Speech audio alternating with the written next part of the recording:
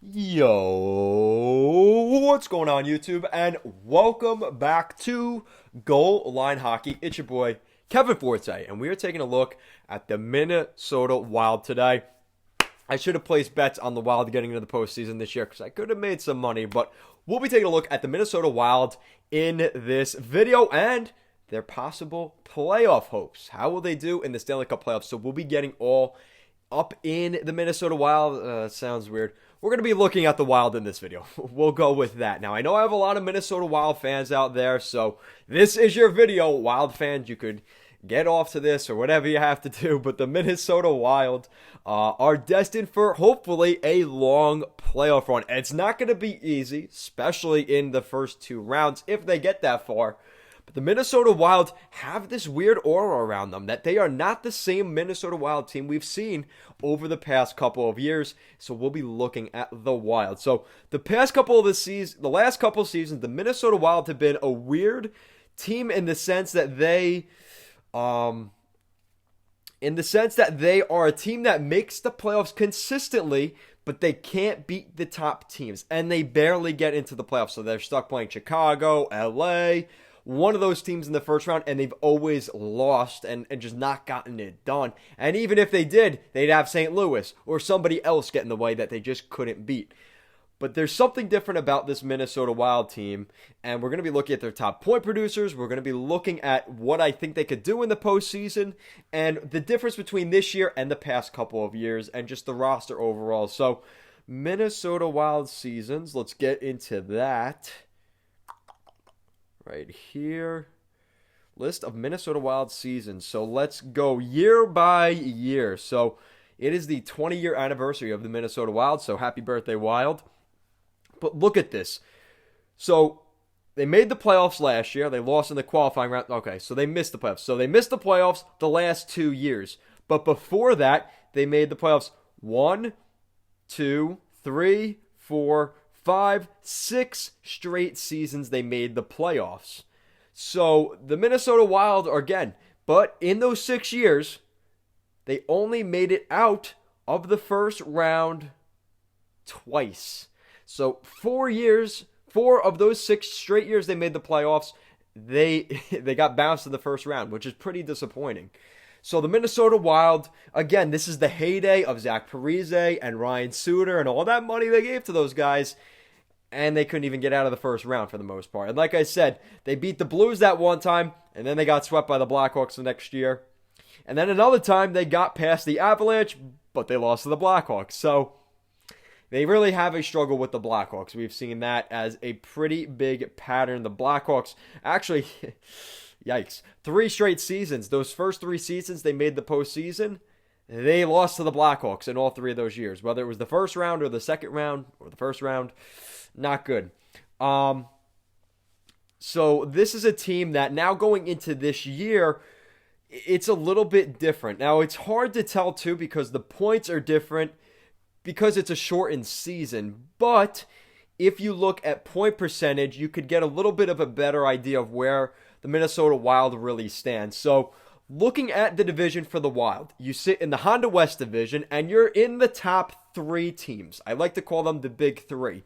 Because you've got Vegas, Colorado, and Minnesota. Those are the 3 big boys in the West, and it kind of drops off pretty quickly from there. The gap between the Minnesota Wild and the 4th place St. Louis Blues, it is a 15-point differential between 3rd and 4th in the Honda West division. And if we go lower than that, it gets even more embarrassing when you look at the California teams. So that just shows you right there just how dominant the top of that division is. But it brings into the question 2 things. Is this Honda West division, are these 3 teams that good? Or are the teams at the bottom really that bad? And that's really what we're going to find out in the postseason, because one of these 3 teams is going to come out of this division probably a little bit beat up from playing the other teams, and then they're going to have to play someone in either the Central, the East, which I think is the worst, and the North division. And I don't see that being a good matchup. Again, it's hard to tell because you're playing only teams in your division, so it's harder to figure out who are the real contenders in this year's playoffs, because when you're only playing your division, obviously we've seen like situation with the Islanders, right? The Islanders have had a very good schedule against the Buffalo Sabres, and of course I say that Buffalo scores a goal. Damn, I shouldn't have said that. I jinxed it. But the Islanders have had a good record against Buffalo throughout the season. The Islanders made the playoffs, so I don't even care. But they broke Varlamov's streak, which check out that video if you haven't. I talk about Varlamov, but that's besides the point. The Minnesota Wild, certain teams have a good matchup against other teams. I think the Wild have matched up very well against the California teams. Vegas has as well, and Colorado, but is that their skill, or is it just that they match up well against that exact team? Again, that's part of the situation. So, I don't know. I like the Minnesota Wild. You look at their record, 32-14-4, 68 points, .680 point percentage this season, a plus 27 goal differential. And you look at the goal differential with Vegas and Colorado, it's a little ridiculous. 58 different goal differential for Vegas and a plus 51 goal differential for the Colorado Avalanche. Seems a little bit ludicrous, but that's because this division is so wacky. I mean, Anaheim is a minus 50 goal differential. That's why it's been hard to watch the Ducks this season. They have just not been that good. So, again, you look at the way this division is laid out. Is those three teams just that good? Or is this a facade because the rest of the division is just not good? So, again, that's part of the discussion. But you look, the Minnesota Wild in terms of points, top 10 in the NHL, ahead of the New York Islanders at number 9 in the league for points. So, that's pretty good for the Wild. And you look at their top point producers, I mean, Kirill Kaprizov is leading the way, 43 points, likely going to be this year's Calder Trophy winner for Rookie of the Year. Again, it's not a foregone conclusion, but he's really making a case for that. Kirill Kaprizov, Kevin Fiala with 37 points. What a great pickup he has been for the Wild. Matt Zuccarello had some early injury issues last year and into this year, but he's got 31 points. Jordan Greenway, 30 points. Joel Eriksson Ek, 27 points. Even we're seeing guys like Marcus Foligno, Victor Rask. Look how he's turned around for the Wild this year. Nick Bonino, 20 points.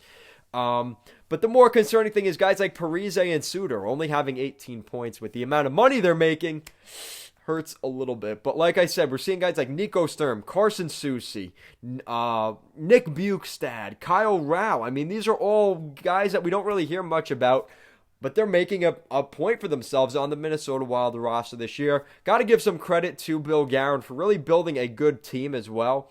But you also have to give some credit to Cam Talbot, who has had a pretty good season this year as well. Kaapo Kähkönen, he hasn't been as good as we hoped he would be maybe this year, but he has still been very solid in between the pipes.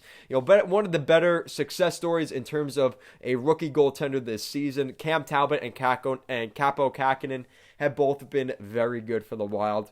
And a huge reason they are going to make the postseason this year. But again, how far will they go? I think it's gonna be hard for them to get through the Vegas Golden Knights and the Avalanche. But if they do get through those two teams, it's gonna be hard to argue they're gonna have a tougher matchup later on this postseason, because you have to look around the league, right? Whoever comes out of the East, whether it's Boston, Pittsburgh, the Islanders, or the Caps, those four teams are gonna beat the crap out of each other. So it's gonna make things a little bit interesting. Let's say, hypothetically, because I'm an Islander fan, let's say the Islanders get out of their two series in the division, right? So that means they'd have to beat probably Washington and Pittsburgh or Boston, okay? But any of those three teams, that's going to be a rough series. They're physical teams, especially Washington and Boston. So I don't see this being an easy out for anybody. And then the thing is, for Minnesota, if they're able to get through their series, they're going to be playing tired teams as well, which may be a benefit. But like I said, Minnesota, I like what I've seen from them. I don't see them getting through Vegas and Colorado. I think that's a long shot. But I could see them maybe pulling off an upset against one of the teams, maybe in the first round. I don't think they get past both because, let's be honest, whoever that fourth team is, whether it's St. Louis or Arizona, I'm going to be bringing this to the grave with me, but one of those teams I think is going to get clapped by Vegas in the first round. So it looks more than likely at this point it will be Colorado and Minnesota, and I love Colorado's team. They have a great team, and I'd love to see them go on a long run. But the Minnesota Wild are just that team this year where they might catch someone off guard like the Colorado Avalanche, might catch them off guard and a little bit of a surprise attack on them, and they may find a way to win that series. So guys, let me know what you guys think in the comment section down below. What do you think of the Minnesota Wild? What do you think of their season so far? Do you think Kirill Kaprizov will win the Rookie of the Year trophy?